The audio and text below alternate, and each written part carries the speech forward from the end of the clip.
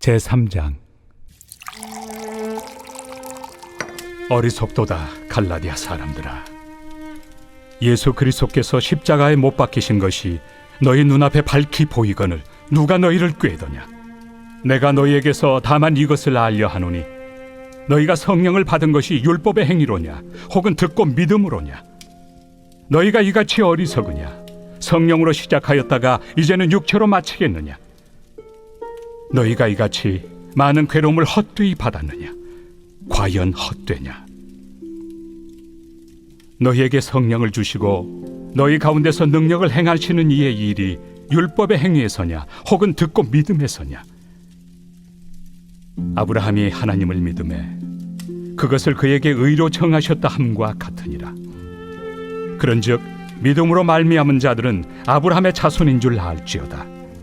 또 하나님이 이방을 믿음으로 말미암아 의로 정하실 것을 성경이 미리 알고 먼저 아브라함에게 복음을 전하되 모든 이방인이 너로 말미암아 복을 받으리라 하였느니라. 그러므로 믿음으로 말미암은 자는 믿음이 있는 아브라함과 함께 복을 받느니라. 무릇 율법 행위에 속한 자들은 저주 아래 있나니 기록된 바 누구든지 율법책에 기록된 대로 모든 일을 항상 행하지 아니하는 자는 저주 아래 있는 자라 하였습니다. 또 하나님 앞에서 아무도 율법으로 말미암아 의롭게 되지 못할 것이 분명하니 이는 의인은 믿음으로 살리라 하였습니다.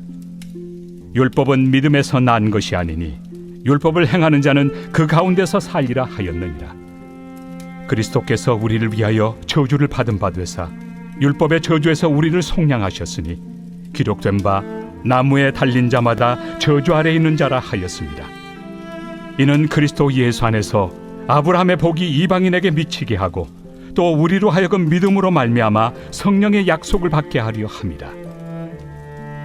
형제들아, 내가 사람의 예대로 말하노니 사람의 언약이라도 정한 후에는 아무도 폐하거나 더하거나 하지 못하느니라. 이 약속들은 아브라함과 그 자손에게 말씀하신 것인데 여럿을 가리켜 그 자손들이라 하지 아니하시고 오직 한 사람을 가리켜 내 자손이라 하셨으니 곧 그리스도라. 내가 이것을 말하노니 하나님께서 미리 정하신 언약을 430년 후에 생긴 율법이 폐기하지 못하고 그 약속을 헛되게 하지 못하리라. 만일 그 유업이 율법에서 난 것이면 약속에서 난 것이 아니니라. 그러나 하나님이 약속으로 말미암아 아브라함에게 주신 것이라. 그런즉 율법은 무엇이냐? 범법함으로 더하여진 것이다. 천사들을 통하여 한 중보자의 손으로 베푸신 것인데 약속하신 자손이 오시기까지 있을 것이라. 그 중보자는 한 편만 위한 자가 아니나 하나님은 한 분이시니라. 그러면 율법이 하나님의 약속들과 반대되는 것이냐? 결코 그럴 수 없느니라. 만일 능히 살게 하는 율법을 주셨더라면 의가 반드시 율법으로 말미암았으리라. 그러나 성경이 모든 것을 죄 아래에 가두었으니 이는 예수 그리스도를 믿음으로 말미암는 약속을 믿는 자들에게 주려 함이라. 믿음이 오기 전에 우리는 율법 아래 매인 바 되고 계시될 믿음의 때까지 갇혔느니라. 이같이 율법이 우리를 그리스도께로 인도하는 초등교사가 되어 우리로 하여금 믿음으로 말미암아 의롭다함을 얻게 하려 함이라. 믿음이 온 후로는 우리가 초등교사 아래 있지 아니하도다. 너희가 다 믿음으로 말미암아 그리스도 예수 안에서 하나님의 아들이 되었으니 누구든지 그리스도와 합하기 위하여 세례를 받은 자는 그리스도로 옷 입었느니라. 너희는 유대인이나 헬라인이나 종이나 자유인이나 남자나 여자나 다 그리스도 예수 안에서 하나이니라. 너희가 그리스도의 것이면 곧 아브라함의 자손이요 약속대로 유업을 이을 자니라.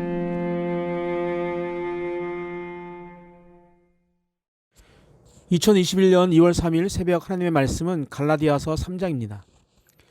1절에서 5절까지 바울은 직접 갈라디아 교인들의 문제점이 무엇인가를 지적하고 있습니다. 그것은 그들이 성령으로 시작하였다가 육체로 마치려 하고 있는 점입니다. 그들은 사도 바울이 전한 예수 그리스도께서 자신들을 구원하시기 위해 십자가에서 대신 죽으셨다는 복음을 듣고 이를 믿음으로 성령을 선물로 받았습니다.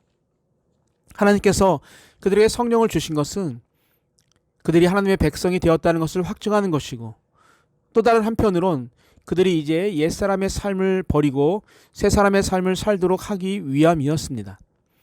그러나 갈라디아 교인들은 처음에는 바울이 전한 복음을 따라 성령의 삶을 추구하였지만 유대주의 신자들의 유혹을 받아 유대교적 삶과 육적인 삶을 추구하게 되었습니다. 갈라디아 교회에 찾아온 유대주의자들은 자신들의 주장을 뒷받침하기 위해 아브라함이 일찍이 할례를 받은 사실을 예로 들면서 아브라함이 할례를 통해 유대민족의 조상과 유대교 신앙의 아버지가 된 것처럼 갈라디아 교인들이 참된 아브라함의 후손이 되기 위해서는 아브라함처럼 당연히 할례를 받아야 한다고 주장했던 것 같습니다. 그러나 바울은 창세기 15장 6절에 있는 아브라함이 여호와를 믿으니 여호와께서 이를 그의 의로 여기시고라는 말씀을 인용해서 아브라함이 하나님으로부터 이로운 사람이라고 인정받고 유대민족의 신앙의 모델이 된 것은 할례를 받았기 때문이 아니라 하나님께서 아브라함에게 약속하신 하나님의 말씀을 믿었기 때문임을 밝힙니다. 잘못된 성경 인용을 통한 주장에 대한 가장 강력한 반증은 올바른 성경 인용입니다. 바울은 바로 이 방법을 택하여 유대주의 성도들의 잘못을 지적하는 동시에 갈라디아 교인이 더 이상 유대주의 성도들의 미혹에 넘어가지 않도록 예방 조치를 했던 것입니다. 아브라함이 할례를 통해서가 아니라 복음을 통해서 그렇게 되었다면 우리 역시 할례를 통해서가 아니라 예수 그리스도의 복음을 믿음으로 하나님으로부터 의로운 사람으로 인정받고 아브라함의 후손이 되고 아브라함의 축복에 동참하게 된다는 것을 잊지 말아야 합니다. 하나님께서 사람들에게 율법을 주신 근본 목적은 하나님과 이웃을 온전하게 사랑하기 위함입니다. 사람들은 이 율법을 완전하게 지키면 복을 받게 되어 있고 이 율법을 완전하게 지키지 못하면 저주와 심판을 받게 되어 있습니다. 그런데 인류의 대표자인 아담은 에덴 동산에서 하나님이 그만 선악과를 먹음으로 모든 인류가 죄인이 되었고 또 모든 인류에게 율법의 저주와 심판이 임하게 되었습니다. 예수 그리스도는 우리를 대신하여 이 율법의 저주와 심판을 받아 십자가의 죽음을 당하셨습니다.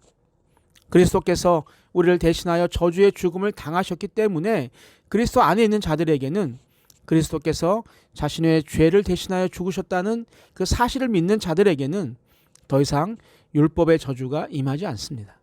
오히려 놀라운 두 가지 축복이 주어지게 됩니다.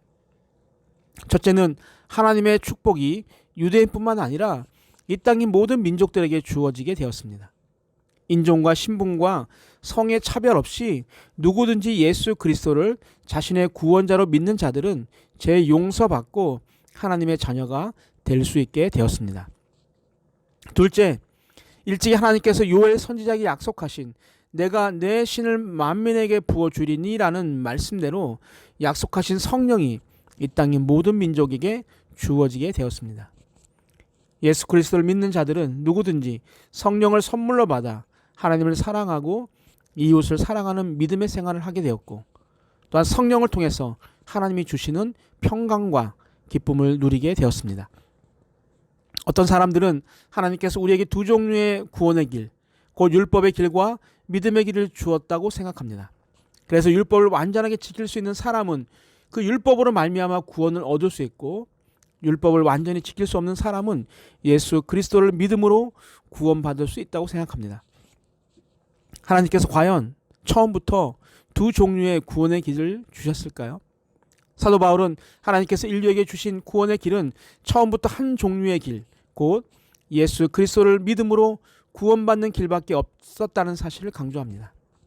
이 사실을 입증하기 위해 바울은 하나님께서 아브라함에게 주신 그리스도를 통한 구원의 길의 약속은 하나님의 신실하신 약속이기 때문에 결탄코 패할 수 없다는 것과 이 약속은 모세를 통하여 주어진 율법보다 시간적으로 430년보다 앞서 주어졌기 때문에 나중에 주어진 율법이 이 약속을 거스를 수 없다는 것과 율법은 처음부터 구원의 길로 주어지지 않았다는 사실을 밝힙니다. 이처럼 율법은 처음부터 구원의 길이 아니기 때문에 아무리 율법을 완벽하게 지킨다 하더라도 그 율법의 행위를 통하여 구원에 이를 수는 없습니다. 그렇다면 율법은 어떤 역할을 합니까? 율법은 죄를 규정합니다. 사람들이 율법을 통하여 무엇이 옳고 무엇이 잘못되었는지를 알게 됩니다. 사람들이 율법이 가르쳐 주는 대로 행하거나 행하지 않을 때 그들을 죄인들로 규정하고 그들을 죄의 권세 아래 둡니다. 이처럼 율법은 사람들이 그것을 행하지 않을 경우 축복 대신 오히려 사람들을 정죄하고 그들을 저주와 죽음의 권세 아래 둡니다. 따라서 이 율법의 정죄와 저주와 죽음의 권세에서 벗어날 수 있는 길은 오직 예수 그리스도를 통한 믿음의 길 외에는 없습니다. 갈라디아 교회를 찾아온 유대주의자들은 유대교의 할례와 모세의 율법을 지켜야 참된 아브라함의 후손이 되어 약속한 축복을 누릴 수 있다고 가르쳤습니다. 그들은 예수 그리스도를 믿는 믿음의 길만으로는 부족하다고 한 것이죠. 이러한 주장은 예수 그리스도의 십자가의 죽음의 그 능력을 부인하는 것뿐만 아니라 하나님이 세우신 예수 그리스도를 통하여 모든 민족이 구원의 축복을 누리도록 하겠다는 약속을 부정하는 행동입니다. 바울은 율법이 하나님의 구원의 역사를 이루어가는 데 있어서 어느 정도 긍정적인 역할을 하는 점을 인정합니다.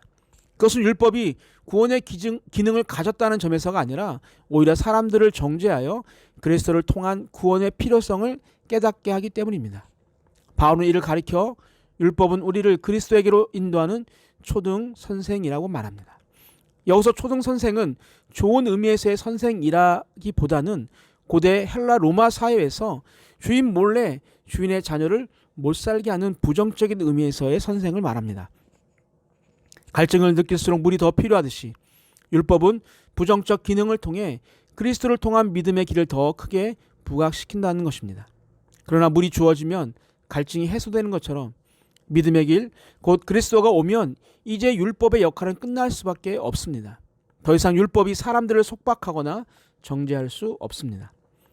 사랑하는 성도 여러분, 우리 모두는 예수 그리스도 안에서 예수를 믿는 자들로 하나님의 자녀가 되었습니다. 세례를 받아 그리스도 안으로 들어간 우리는 그리스도로 옷을 입게 되었어요. 또한 유대인이나 헬라인이나 종이나 자유인이나 남자나 여자나 다 그리스도 안에서 하나가 될 수 있는 것도 그리스도 안에서 한 몸을 이루었기 때문입니다. 지금 우리가 하나님의 자녀가 되고 한 공동체에서 신앙생활을 하게 된 것은 모두가 예수 그리스도로 말미암음이라는 것을 잊지 말아야 합니다. 따라서 우리 모두는 더 이상 내 자신이 내 삶의 주인이 아니고 예수 그리스도가 우리의 삶의 주인이 되어야 합니다. 오늘이 그 첫날이 되기를 주님의 이름으로 축복합니다. 함께 기도하겠습니다. 첫 번째, 예수 그리스도의 복음을 온전히 믿고 하나님께 인정받는 의로운 사람이 되게 하옵소서. 두 번째, 우리 대신 죽으신 예수 그리스도를 믿고 축복받는 신앙인이 되게 하옵소서. 마지막, 내 삶의 주인이 예수 그리스도가 되는 자가 되게 하옵소서. 함께 기도하겠습니다.